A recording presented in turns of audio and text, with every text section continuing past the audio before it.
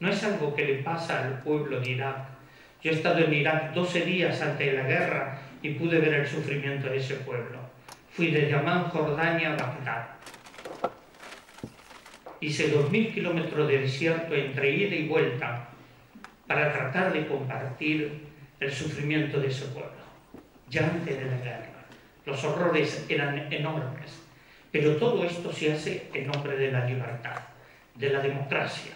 Vamos a democratizar a otro país. Miren, la violencia está en el lenguaje, no en la mentira.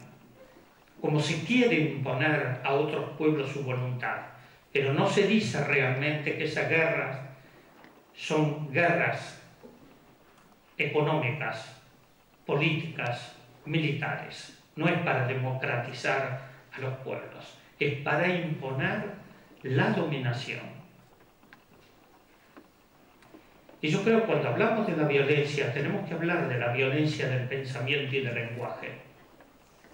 Y tenemos que comenzar a revertir esa situación. Muchas veces recuerdo a un gran pensador, un monje zen. Suzuki no tiene nada que ver con las motocicletas, ¿no? Pensador extraordinario, muy amigo de Thomas Merton, que dice, si no sabes a dónde vas, regresa para saber de dónde vienes. ¿De dónde venimos nosotros? ¿Qué somos como identidad, como pueblo? Y esto tenemos que tener una mirada hacia adentro, ver si todo esto que hoy vivimos, la guerra en Irak, en Afganistán, las cárceles en la base militar norteamericana en Guantánamo, en Cuba, pero en muchísimos otros países que sufren las torturas, la violación de los derechos humanos, que se está destruyendo el ecosistema del planeta, donde grandes empresas transnacionales y gobiernos privilegian el capital financiero sobre el capital humano.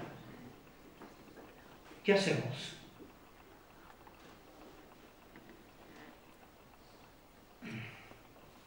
Es cierto que la historia de la violencia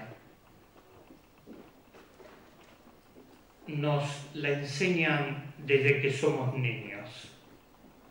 Hagamos un breve ejercicio. Hoy le decía a los periodistas,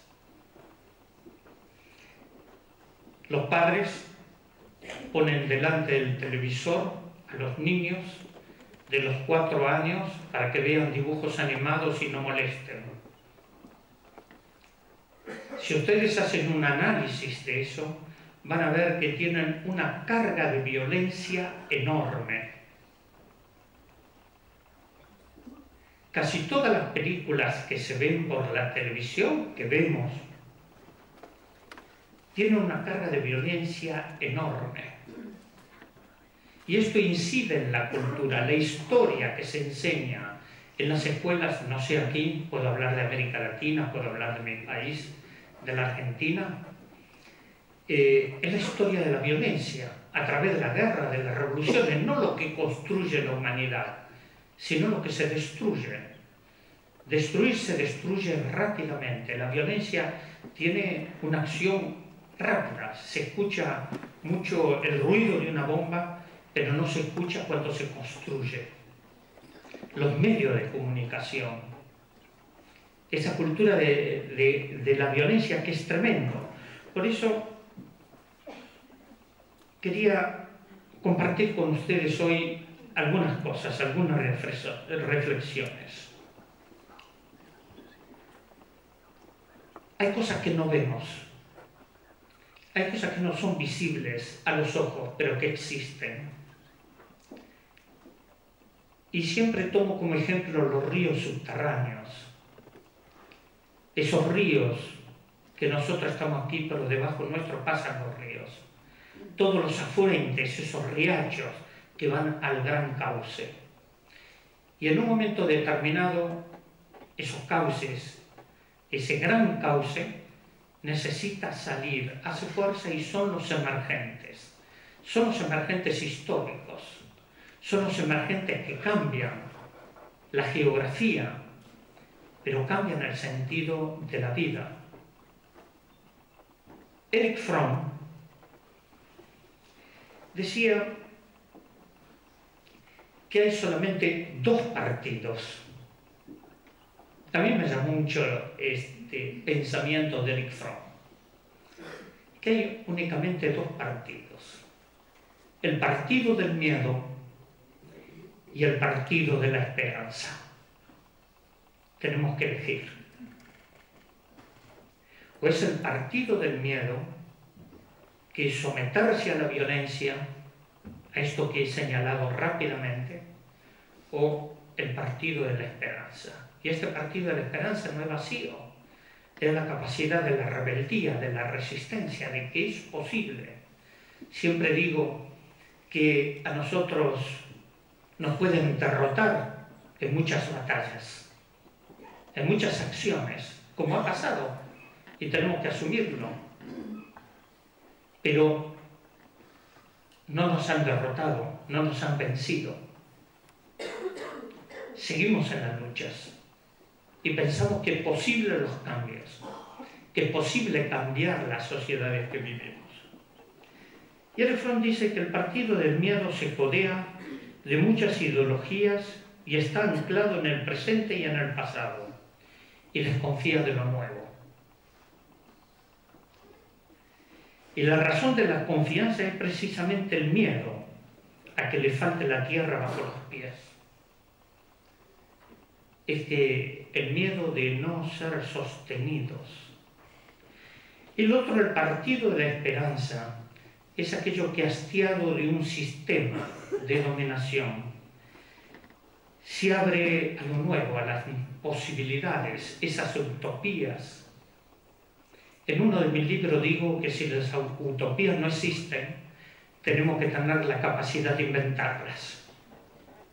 No podemos vivir sin las utopías. Necesitamos de las utopías, porque es lo que nos da el impulso de esa esperanza de que es posible lo que decimos en el Foro Social Mundial, en Porto Alegre, en la India, en muchos lugares. Otro mundo es posible. Claro que es posible. Es posible si tenemos el coraje de asumir esa responsabilidad. Los campesinos saben muy bien que lo que plantan recogen. Si plantamos maíz, recogemos maíz. Si plantamos trigo, recogemos trigo. Si plantamos la violencia, recogeremos más violencia. Si tenemos la capacidad de plantar la construcción y la vida de nuestros pueblos, esperamos otro amanecer. Y estos son los emergentes históricos. Y por eso está la esperanza en los pueblos, en la lucha de los pueblos.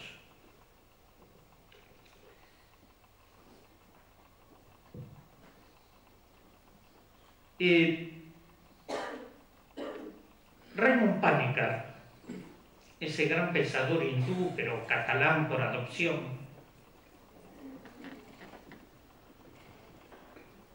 ha trabajado ya de muchos años, que debemos desarmar la razón armada, porque tenemos un pensamiento de la violencia, y si nosotros no tenemos la capacidad de desarmar la razón armada, no cambiamos absolutamente nada.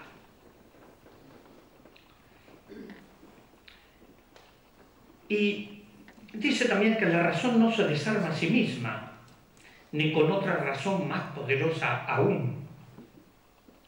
Señala que hay una dialéctica entre lo urgente y lo importante. ¿Qué es lo urgente y qué es lo importante? ¿Cómo vemos esto entre lo urgente y lo importante? Quizás sea más urgente la situación latinoamericana o de la India, o ver lo que se hace con la razón armada, pero una cosa no quita la otra. La tarea más urgente de la filosofía hoy es desarmar la razón armada. Pero quizás lo más importante es darnos cuenta de que con buena voluntad no se va muy lejos. con voluntarismos, con historicismos, pérdida del sentido cósmico. Lo urgente es desarmar a la razón, pero lo importante es comprender que no se trata de vencerla con otra razón superior. Pues nosotros tenemos una mentalidad cartesiana, donde disecamos y analizamos el pensamiento. No se trata esto de tratar de con otra razón de vencerla, sino de convencerla, de cambiar ese pensamiento. La razón occidental es una razón armada. Y no solo es la razón política de las superpotencias. Y ello no es porque haya más de 30 millones de hombres y mujeres en el servicio militar, en las Fuerzas Armadas, y mucho más. Hoy podríamos hablar de los ejércitos privados que están proliferando y que se alquilan no bajo una bandera, sino en el color del dólar y el euro. Y que están actuando en muchas partes del mundo. Y que los grandes centros del reclutamiento están en los Estados Unidos y en la Gran Bretaña.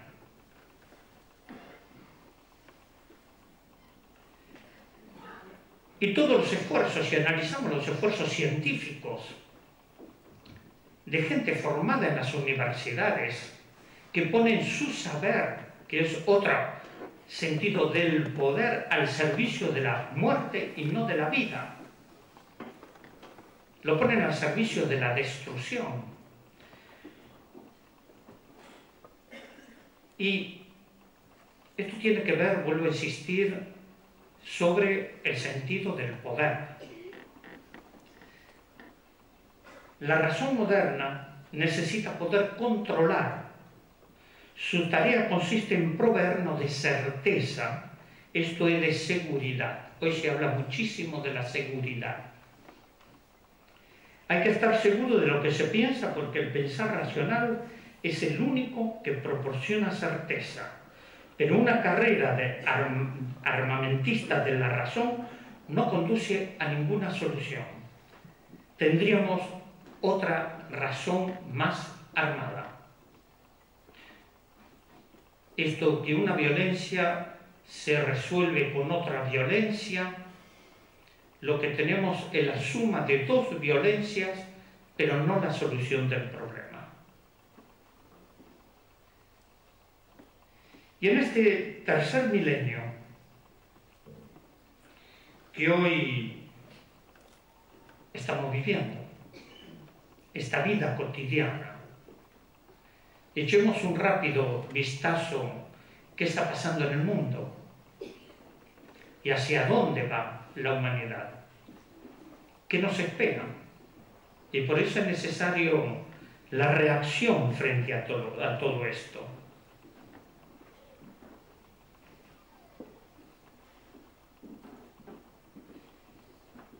Claro, hay muchas cosas. Aquí a España le ha tocado la Guerra Civil Española.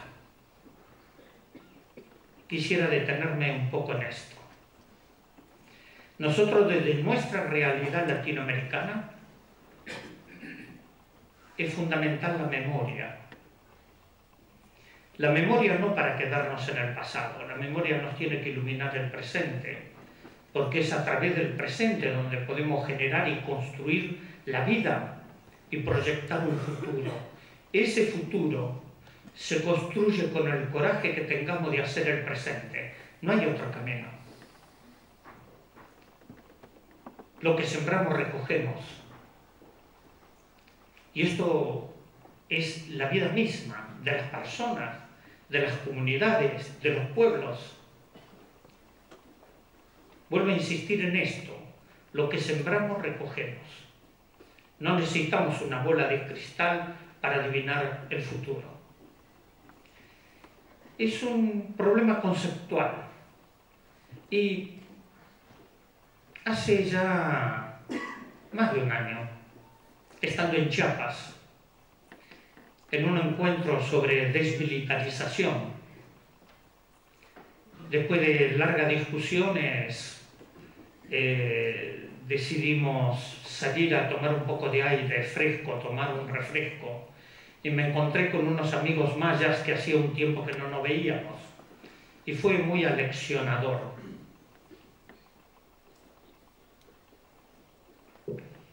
Ya estábamos reunidos, después de saludarnos, porque hacía como 2 años que no nos encontrábamos. Me preguntaron, ¿y qué vienen discutiendo aquí todas las delegaciones? Y estamos hablando sobre el desarrollo. Y entonces les pregunté, díganme usted, para ustedes, para el pueblo maya, ¿qué es el desarrollo? Y abrieron los ojos grandes y me devolvieron la pregunta. Y me preguntaron, ¿ustedes qué quieren desarrollar? Claro, me sorprendió. Además son rapidísimos. ¿Ustedes qué quieren desarrollar? Le digo, bueno, nosotros nos conocemos hace muchos años. Sabes cómo pienso. Y entonces me dicen, ¿ustedes qué quieren? ¿Más equipos electrónicos? ¿Más coches, carros, como le llaman? ¿Más dinero? No, lo que quisiera que me expliquen usted algo similar a lo que se piensa del desarrollo. Les explico esto porque son formas, visiones distintas de ver la vida y de comprender la vida. Entonces, digo, algo similar a lo que podría comprenderse como desarrollo. Y volvieron a sorprenderme. Me dicen, en nuestro idioma no existe la palabra desarrollo. Bueno, ¿qué existe? Y me dicen la palabra equilibrio. Miren ustedes qué concepción distinta. Equilibrio con nosotros mismos, equilibrio con los demás, equilibrio con el cosmos, con Dios, con el universo, con nuestras sociedades, el equilibrio de nuestras comunidades. Es otra forma de pensamiento totalmente distinta. ¿Cómo restablecemos el equilibrio? Realmente el mundo actual, este mundo occidental, este mundo altamente tecnificado, ha perdido el equilibrio. ¿Cómo restablecemos el equilibrio? ¿Cómo nos reencontramos con nosotros mismos en la sociedad? Si vamos a hacer un análisis de la violencia, tenemos que ver, porque la violencia rompe el equilibrio del universo. Hoy el ser humano se ha transformado en la gran plaga, en el de mayor violencia planetaria, en sociedades consumistas, en esto que es la imposición del pensamiento único, que no hay salida, es esto. Es este mundo capitalista, este mundo consumista. ¿Cuál sería la contraparte de esto? Este mundo que lo están devastando, que lo están deforestando por la especulación económica, esto de privilegiar el capital financiero sobre el capital humano. ¿Cuál es el pensamiento que tenemos hoy sobre esto? Lo que nos rodea. El mundo que lo rodea. Estamos en equilibrio en este mundo. Tenemos el equilibrio con nosotros mismos, con los demás. Este pensamiento único que nos agobia porque lleva, cuidado, el pensamiento único, esto que nos están imponiendo, lleva a la muerte de las culturas, lleva a la muerte de las identidades, de las pertenencias.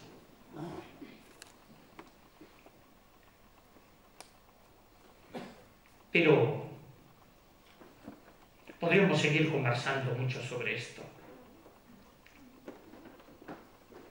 En Argentina tenemos un cantante, Fito Páez,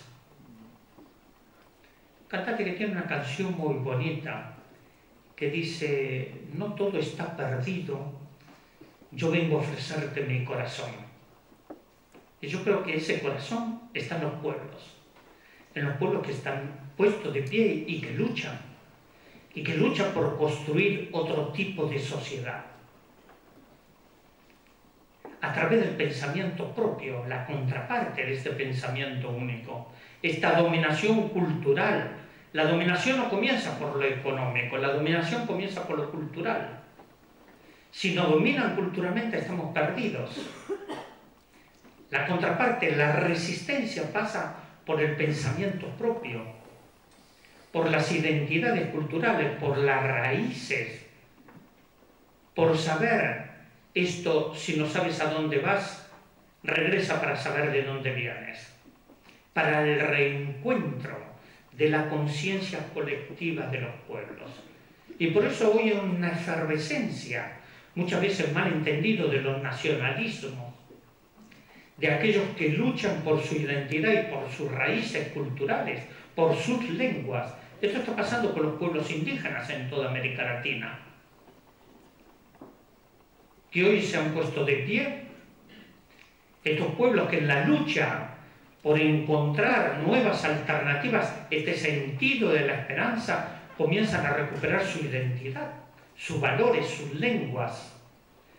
Nosotros el año pasado hicimos en la ciudad de Rosario, en Argentina, el Congreso de las Lenguas, que participaron gallegos, catalanes, vascos, aparte, ¿no?, de todos los pueblos originarios de Argentina. Esperamos hacerlo esto a nivel continental. Pero el pensamiento único nos quiere imponer una sola lengua, un solo pensamiento, una sola forma de comprender la vida, y nosotros tenemos que contrarrestar esto a través del pensamiento propio, a través de la resistencia. Esto tiene que ver con la resistencia social, cultural, política, espiritual, cultural. Esta resistencia de la construcción es lo que intentamos hacer en el Foro Social Mundial. Esta diversidad en la unidad del pensamiento. Somos pueblos distintos, somos pueblos con distintas culturas. ¿Cómo tratamos de articular toda cultura de un pueblo? Se enriquece con las culturas de otros pueblos, no las anula, sino que se enriquece en el pensamiento, en la acción, en el desarrollo de ser pueblo.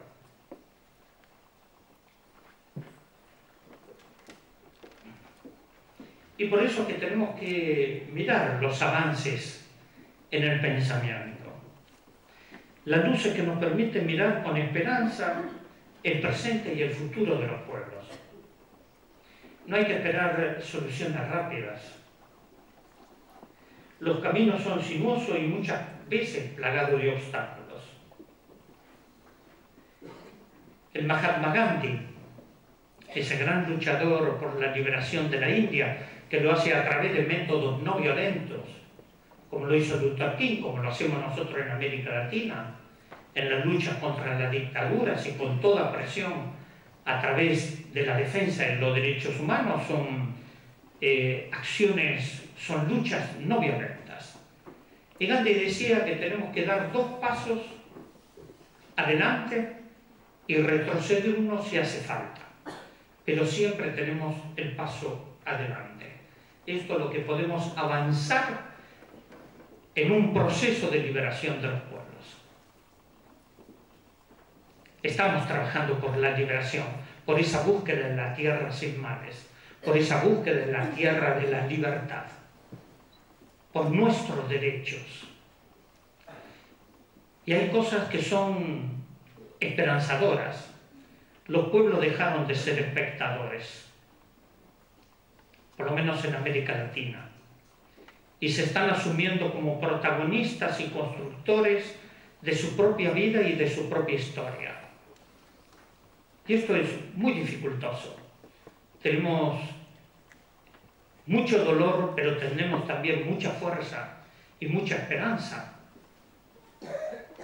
Y no nos dejamos ganar por el derrotismo, sino por la construcción permanente en las luchas sociales, culturales, políticas, en la educación, esa educación liberadora, Eso que ese gran pedagogo y amigo Paulo Freire nos enseñaba, la educación como práctica de la libertad, del educador educando y el educando educador. Nos educamos juntos y juntos aprendemos y juntos construimos. Pero esta educación que tiene que comenzar desde el niño, en la casa, al adolescente, al adulto, esa educación liberadora que nos permita comprender con conciencia crítica los valores. Podemos sacar, yo soy catedrático en la Universidad de Buenos Aires, pero siempre le digo a mis alumnos que podemos sacar muy buenos profesionales de una universidad, pero cuidado, pueden salir con mente de esclavo y van a ser buenos esclavos para un sistema de dominación. ¿Cuál es el objetivo central de la educación? Para mí, el objetivo central de la educación es generar conciencia de hombres y mujeres para la libertad. Porque sin libertad no tenemos la capacidad de amar. Y sin amor, este mundo no tiene sentido. Es una palabrita casi olvidada, porque la tenemos en reserva únicamente para quienes nos aman. Pero cuando hablamos de la fuerza del amor, a nivel de nuestros pueblos, de la humanidad, es lo único que nos puede permitir los cambios profundos que hoy la humanidad necesita. Un mundo sin amor es un mundo perdido. Es un mundo que ha perdido la razón de ser en sí mismo. Y cuando hablamos de la esperanza, está marcado en esto. Y retomando un poco algunos de los conceptos, ustedes saben que después de la Segunda Guerra Mundial, la comunidad de las naciones necesitó generar un código de conducta. Y ahí en el año 48 surge la Declaración Universal de los Derechos Humanos. Un código, después de los horrores de la guerra, es cómo podemos avanzar para que ese código de conducta nos permita la convivencia. A través de más de 50 años las Naciones Unidas firmó pactos, protocolos, convenciones internacionales, el derecho del niño, de los pueblos indígenas, de la mujer, de los pueblos empobrecidos. Y esto lo hizo con muchísimas dificultades. Podría decir que las Naciones Unidas estableció 3 generaciones de los derechos humanos. Los derechos individuales, los derechos sociales, culturales, políticos y los derechos de la autodeterminación y soberanía de los pueblos. Al medio ambiente. Y creo que esto es lo que tenemos que buscar. Creo que todo pueblo es constructor de su propio camino. Hoy los desafíos que tenemos son enormes, a escala planetaria, pero en la vida cotidiana, en nuestras familias, cuando uno ve el aumento de la violencia, incluso de la violencia familiar, de la violencia contra la mujer y contra los niños, la explotación de los niños. Tenemos que trabajar para que no les roben la esperanza, para que no les roben el sentido de vida. Y creo que desde ahí podemos comenzar a comprender. Nadie tiene recetas de las sociedades, para las sociedades. No, nosotros no tenemos, aprendemos día a día cómo caminar, cómo dialogar, cómo comunicarnos, cómo construir los nuevos paradigmas de vida. Y creo que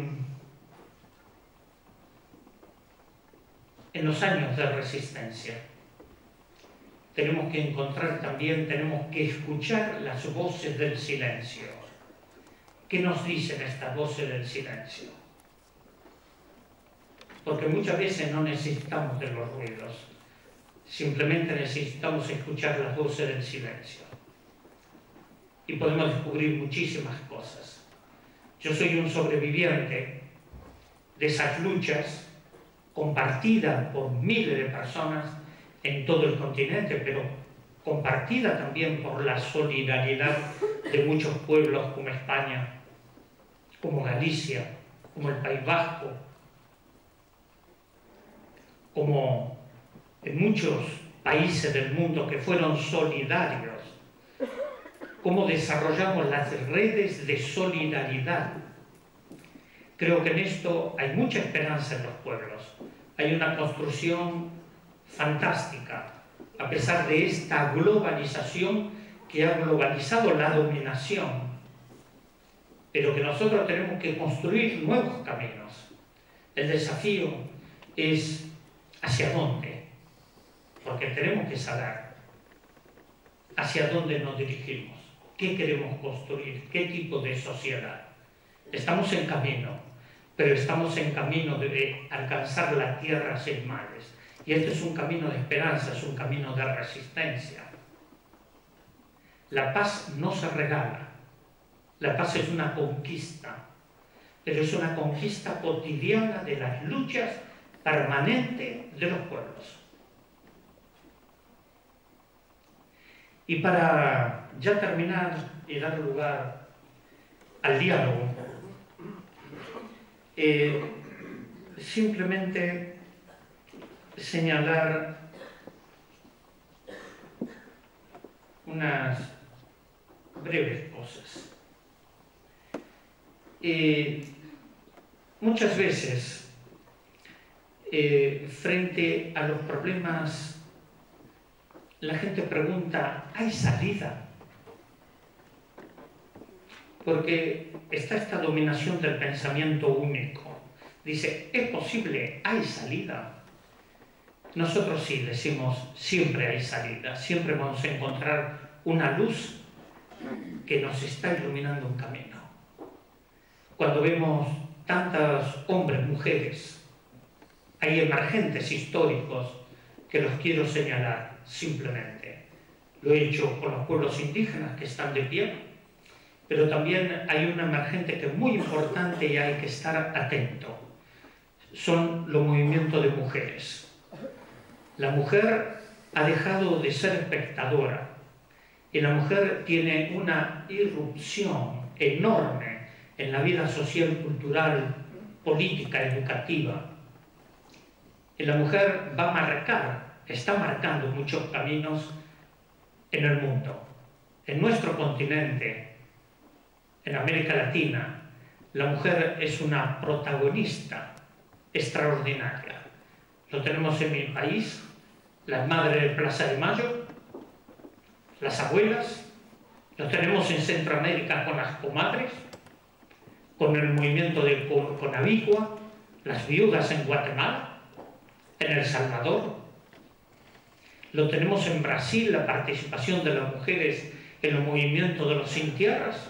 Miren cuántos signos de esperanza. ¿Cómo no vamos a creer que esa esperanza es posible? Porque estos emergentes son extraordinarios y realmente nos están iluminando la esperanza, los caminos de que otro mundo es posible. Gracias por escucharme.